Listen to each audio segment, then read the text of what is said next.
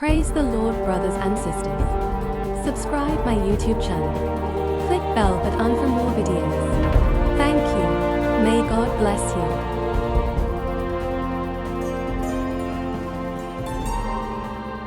ஒரு காலத்தில் கடவுள் நம்பிக்கை இல்லாதவனாய் வாழ்ந்தேன். என் தகப்பனார் ஆலயங்களிலே இயேசு ஜீவிக்கிறார், இயேசுவே மெய்யான தெய்வம் என்று சொல்லிக் கொண்டிருக்கிறவராய் இருந்தார். என் உள்ளத்திலோ கடவுள் இல்லவே இல்லை. இந்து மதத்தினுடைய கடவுள் இல்லை என்று சொன்னேன். இஸ்லாமியர்கள் சொல்லுகிற கடவுள் இல்லை என்று சொன்னேன். கிறிஸ்தவர்கள் சொல்லிக் கொண்டிருக்கிற கடவுள் இல்லை என்று சொன்னேன். புத்த மதத்திலே புத்தர்கள் கடவுள்களாக வணங்கிக் கொண்டிருக்கிறவர்கள் இல்லை என்று சொன்னேன். அப்போது எனக்கு அறியவில்லை, புரியவில்லை. கடவுளுடைய தத்துவங்கள் எனக்கு தெரியாது. ஆனால் தெரிந்து கொள்ள முயற்சி செய்யவும் இல்லை. என்னிடத்தில் பேசுகிற இடத்தில் நான் சொல்லுவேன், நீ கடவுள் இருக்கிறது என்று சொன்னால் உன் கடவுளை எனக்கு காண்பி, உன் கடவுளை என் கண்முன்னே கொண்டு வா. உலகத்தில் எத்தனை அசம்பாவிதங்கள் நடக்கிறது, அதையெல்லாம் உங்கள் கடவுள்கள் ஏன் வந்து தடுக்கவில்லை? இப்படி விதண்டாவாதம் பேசிக் கொண்டிருந்தேன். கடவுள் என்னையும் ஒரு நாள் வந்து சந்தித்தார், என்னோடு இடைப்பட்டார், எனக்கு உணர்த்தினார். தேட ஆரம்பித்தேன்.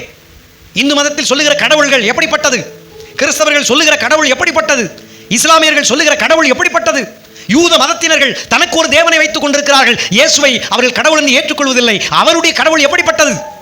சீக்கியர்கள் தங்களுக்கு ஒரு கடவுளை வைத்திருக்கிறார்கள், புத்த மதத்தினர் தங்களுக்கு ஒரு கடவுள்களை வைத்திருக்கிறார்கள்.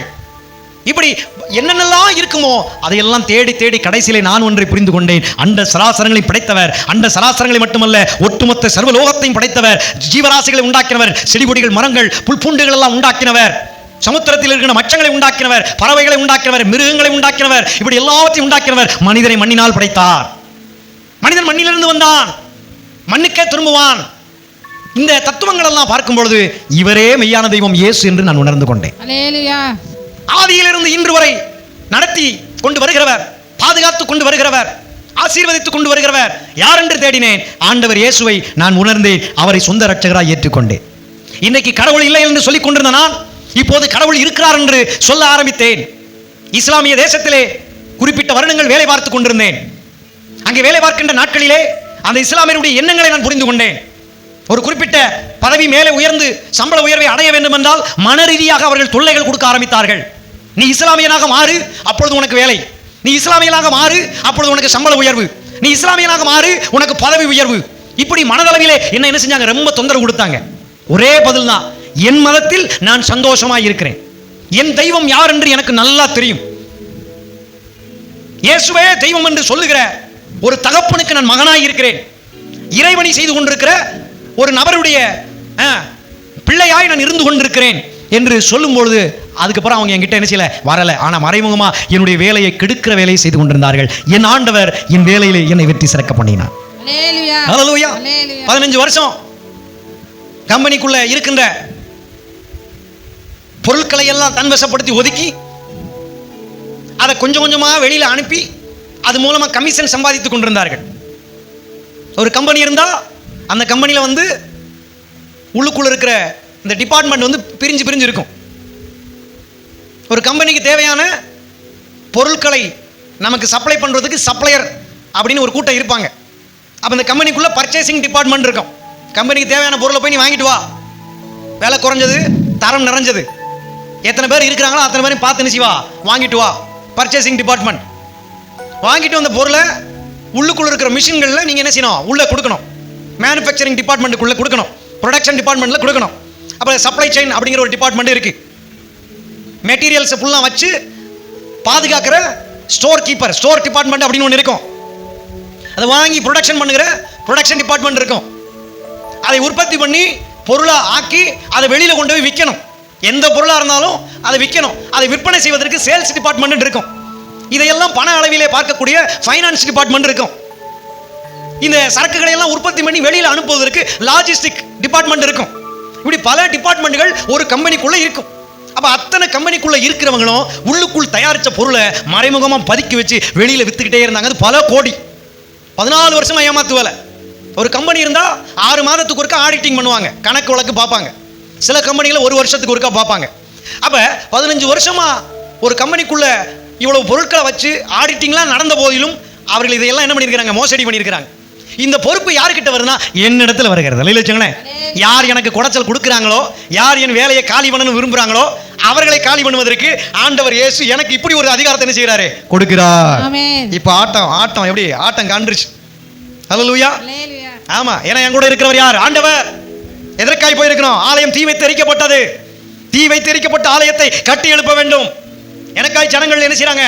ஜெபம் பண்ணி இருக்கிறாங்க, பிரதிஷ்டை பண்ணி அனுப்பி இருக்கிறாங்க. அபிஷேகத்தோடு கூட என்ன செய்றோம்? இஸ்லாமிய நாடா இருந்தாலும் அங்க போகிறோம். எங்கே போனாலும் கர்த்தர் ஆண்டவர் இயேசு மட்டும்தான். ஹல்லேலூயா. வானத்துக்கே ஏறி போனாலும், பாதாளத்தில் போய் படுக்கை போட்டாலும் அங்கேயும் நான் இருக்கிறேன் என்று சொன்னவர் என்னுடன் இருந்தார். ஹல்லேலூயா. ஹல்லேலூயா. ஹல்லேலூயா. ஆமா. அப்போ ரிப்போர்ட் தயாரிக்கிறேன். கம்பெனிக்குள்ள இருக்கிற எல்லா பொருளையும் ஒண்ணு விடாம என்ன செய்யறேன்? கணக்கெடுக்கிறேன். எடுத்து அதனுடைய முழு விவரங்களையும் எல்லாத்துக்கும் மேல இருக்கக்கூடிய ஜெனரல் மேனேஜர்னு சொல்லுவாங்க. ஹல்லேலூயா. எல்லா டிபார்ட்மெண்ட்டுக்கும் தலைவர் அவர்தான். அவரிடத்தில் அந்த ரிப்போர்ட் அனுப்பும் பொழுது அந்த நபருமே இங்க இருந்து கமிஷன் வாங்கி சாப்பிட்டுக்கிட்டு இருந்திருக்கிறார். ஹல்லேலூயா. இது கலையிலியாவா? அந்த நபர் என்ன பண்ணியிருக்கிறாரு? கமிஷன் வாங்கி சாப்பிட்டுக்கிட்டு இருந்திருக்கிறார். அப்ப எல்லாருடைய நிலைமை என்ன செஞ்சிருச்சு? ஆடி போச்சு. அப்புறம் சொன்னாங்க, ராஜு நீ அந்த பிரச்சனையை செஞ்சிரு, விட்டுரு, அது எங்க கீழே விட்டுரு அப்படின்னாங்க. அப்ப அந்த கம்பெனி நிர்வாகமே ஒரு தவறாய் நடந்து கொண்டிருக்கிறது. இதனுடைய ஓனரையே ஏமாத்துக்கிற ஒரு வேலையை செஞ்சுக்கிட்டு இருக்கிறாங்க. இந்த கம்பெனி ஒரு மோசமான கம்பெனி. இந்த கம்பெனிக்குள்ள இருக்கிறவங்களும் ஒரே தனிப்பட்ட மதத்தை சார்ந்திருக்கிறவங்களா என்ன செய்றாங்க? இருக்கிறாங்க. இந்த கம்பெனிக்கு வேலைக்கு வருகிற பல்வேறு நாடுகள், பங்களாதேஷ்லேருந்து ஆள் வருவாங்க, பாகிஸ்தான்லேருந்து வருவாங்க, பிலிப்பைன்ஸ்லேருந்து வருவாங்க, இந்தோனேஷியாலேருந்து வருவாங்க, மலேசியா சிங்கப்பூர்லேருந்து என்ன செய்வாங்க? வேலைக்கு வருவாங்க.